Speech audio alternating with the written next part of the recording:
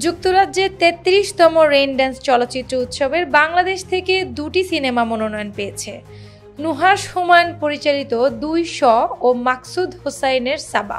সিনেমাগুলো narrative feature বিভাগে প্রদর্শিত হবে। ২০২৩ সালে রেইন ড্যান্স চলচ্চিত্র উৎসবের জুরি অ্যাওয়ার্ডসে সেরা আন্তর্জাতিক ফিচার ফিল্মের পুরস্কার পায় নুহাশ হুমায়ুন পরিচালিত চরকির অরিজিনাল অ্যান্থোলজি সিরিজ পেট কাটা মূর্ধন্য শ। সেই সিরিজের দ্বিতীয় কিস্তি ২ শ গত বছর মুক্তি পায় চরকিতে। তুমি কি ভূত জিন? নুহাশ জানালেন, রেইন ড্যান্সের মনোনয়নের খবর বেশ আগেই জেনেছেন। উৎসবে অংশগ্রহণ করবেন কিনা জানতে চাইলে নুহাশ বলেন, এই উৎসবের একই সময়ে বেশ কিছু উৎসবের আয়োজন রয়েছে, সেখানে যুক্তরাজ্যে অংশ নিতে পারবো কিনা বলতে পারছি না, তবে মনোনয়নে খুশি হয়েছি। এদিকে সাবা দিয়ে প্রথম সিনেমার পরিচালক হিসেবে মাকসুদ হোসেইনের মনোনয়নের পাশাপাশি ডিসকভারি অ্যাওয়ার্ডে মনোনয়ন পেয়েছে সিনেমাটি।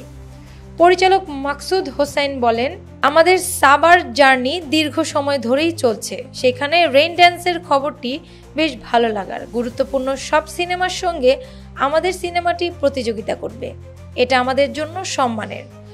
দর্শক ও সমালোচকদের সঙ্গে নতুন অভিজ্ঞতায় অপেক্ষায় রয়েছি। এখন তো তোমার জন নাই যে গোসল করবে না। ২ শ নিয়ে নুহাশ হুমায়ুন বলেন, লোককাহিনী ও কুসংস্কারের বাহিরে গিয়ে ২ শ বাংলাদেশ ও আধুনিক সময়ের ভয়াবহতা নিয়ে কিছু প্রশ্ন রেখেছে। দেশে কিংবা বিদেশে ভূতের ভয়ের চেয়ে বড় ভয় হয়ে উঠেছে সামাজিক ভয়। এই ভয়গুলো মানুষকে দাবিয়ে রেখেছে বহু বছর। ২ শ এর প্রতিটি পর্বে মানসিকতার সেই অন্ধকার দিক খোঁজার চেষ্টা করেছি। এতে ৪টি গল্প রয়েছে। ২ শতে অভিনয় করেছেন আফজাল হোসেন, মোশাররফ করিম, সুমাইয়া শিমু, কাজী নওশাব আহমেদ সহ অনেকে। ইবলিশ আর মানুষের মধ্যে পার্থক্য কি জানো? অন্যদিকে সাবা এর গল্পের সঙ্গে জড়িয়ে আছে ২ যুগের আগের একটি সড়ক দুর্ঘটনা।